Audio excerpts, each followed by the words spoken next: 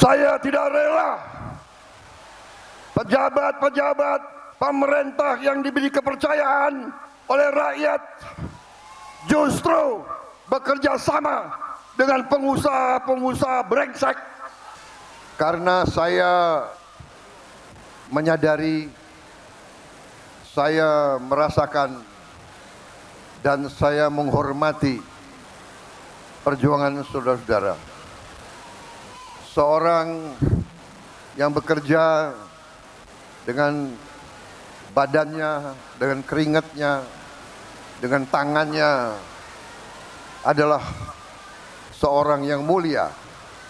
Seorang bekerja dengan halal. Seorang berjuang untuk anaknya, untuk istrinya. Tiap hari seorang yang bekerja dengan jujur. Pengalaman saya, para pekerja, para petani, para nelayan, justru yang hidupnya susah, mereka adalah orang-orang yang jujur, orang-orang yang ikhlas. Yang saya sedih, orang semakin tinggi pangkat, banyak yang semakin nggak jelas.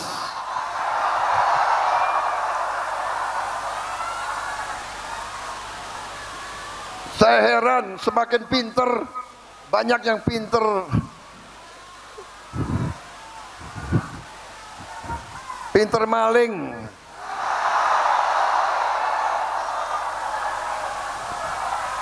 Nggak habis pikir aku, nggak habis pikir.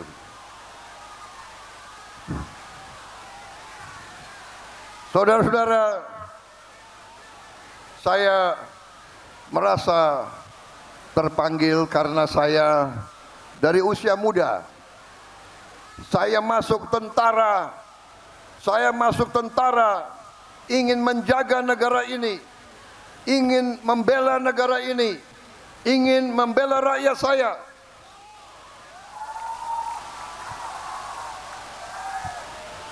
Tapi saya kaget begitu saya pensiun, saya lihat kok rakyat saya masih banyak yang susah.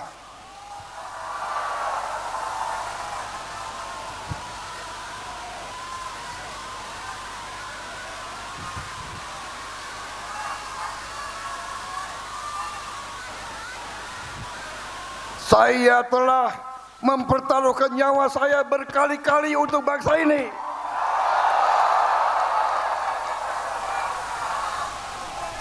Tapi saya melihat banyak elit-elit yang curi uang rakyat.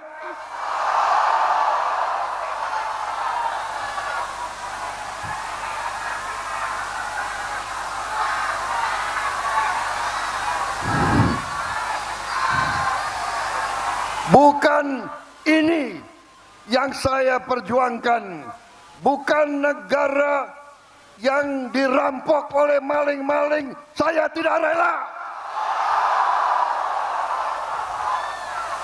Saya tidak rela ada anak-anak Indonesia yang lapar.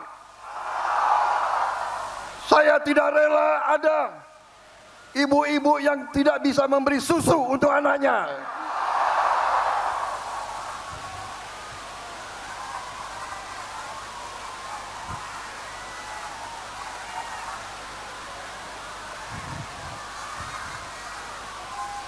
Saya tidak rela pejabat-pejabat pemerintah yang diberi kepercayaan oleh rakyat justru bekerja sama dengan pengusaha-pengusaha brengsek.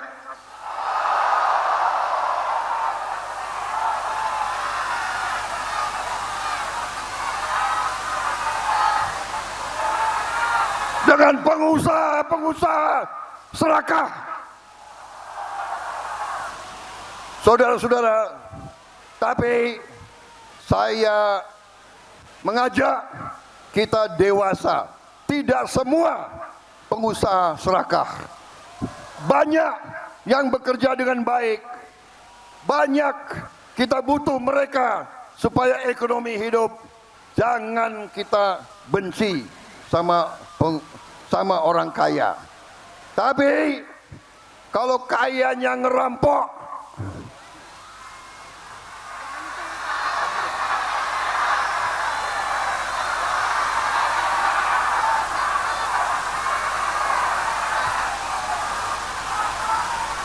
saudara-saudara sekalian, saya 5 kali pengen jadi presiden, 5 kali, 4 kali gue kalah.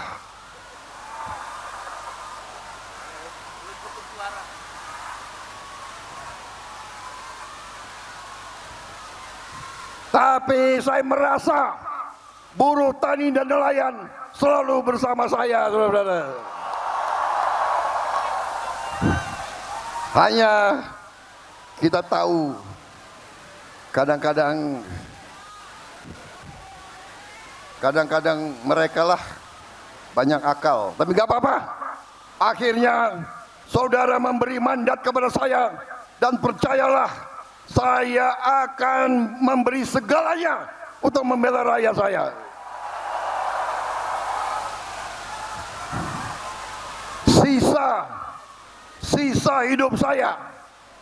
Sisa hidup saya adalah untuk rakyat saya, saudara-saudara sekalian.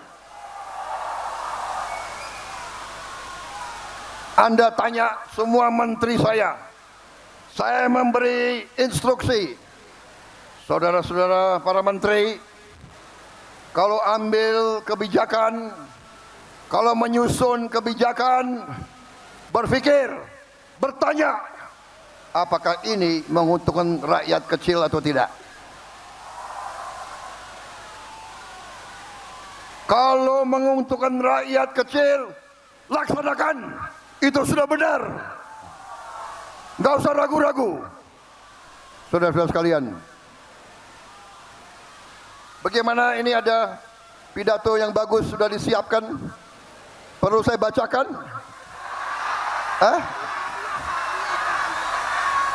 Ini udah bagus ini.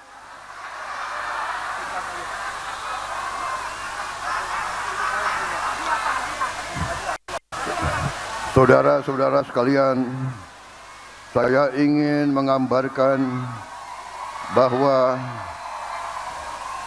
ini sudah dibikin nih pidato, gue baca ya.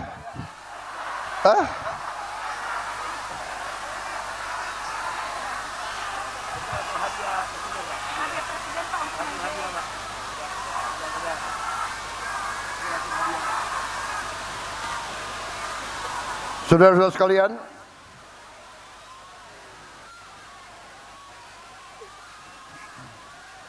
saya sudah mengeluarkan keputusan Presiden nomor 10 tahun 2026 tentang pembentukan Satuan Tugas Mitigasi Pemutusan Hubungan Kerja dan Kesejahteraan Buruh.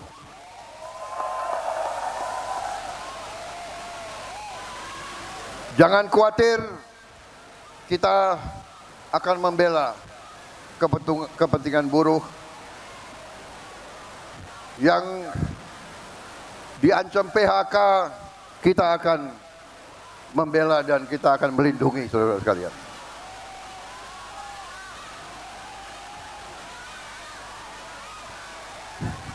Kalau ada pengusaha yang menyerah, jangan khawatir, negara kita kuat. Negara kita akan mengambil alih. Negara kita akan membela rakyat Indonesia. Jangan khawatir.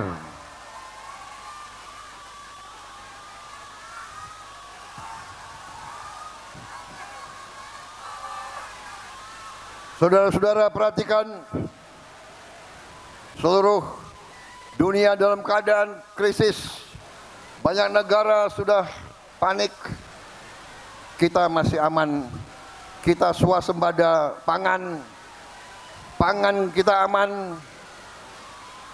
BBM kita masih aman. Berapa tahun lagi tidak lama lagi kita akan swasembada BBM, swasembada energi, saudara-saudara. Tadi saya diberi banyak saran dan sebagian besar saran oleh pimpinan-pimpinan Anda itu masuk akal dan itu akan kita perjuangkan. Tadi disampaikan bahwa buruh perlu tempat penitipan anak, daycare. Ini saran yang baik. Ini akan kita perjuangkan. Ini akan kita laksanakan dalam waktu yang sesingkat-singkatnya, saudara-saudara sekalian. Tadi juga disampaikan bahwa buruh sangat memerlukan rumah yang terjangkau. Kita sudah membangun cukup banyak tahun ini, sudah sampai 350.000 rumah, tapi sasaran kita adalah minimal 1 juta rumah. Kita akan mulai tahun ini juga 1 juta rumah. Dan rumah-rumah ini akan sesuai saran saudara, akan dibuat di klaster-klaster yang dekat dengan kawasan-kawasan industri, yang dekat dan tempat bekerja. Dan saya sudah rencanakan kita akan bikin kota-kota baru. Kota-kota baru, tiap kota mungkin terdiri dari 100.000 rumah susun 100.000, dan saya perintahkan harus ada sekolah, harus ada fasilitas olahraga, harus ada daycare, harus ada rumah sakit,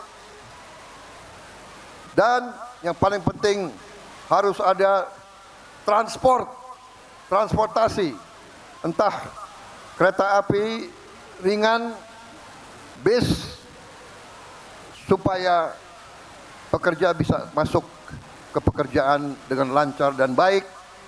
Dan saudara-saudara, kita akan coba bahwa nanti buruh yang diberi kartu bisa naik transport dengan harga yang sangat ringan.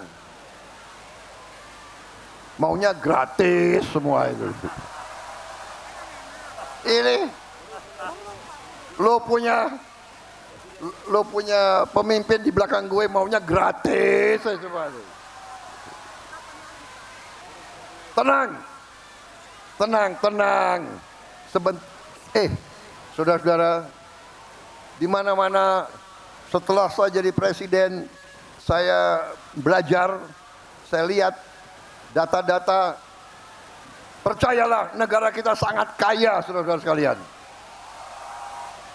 Hanya kekayaannya ini banyak. Subscribe, share, like, and comment. Subscribe, share, like, and comment. Subscribe, share, like, and comment. Subscribe, share, like, and comment. Subscribe, share, like, and comment.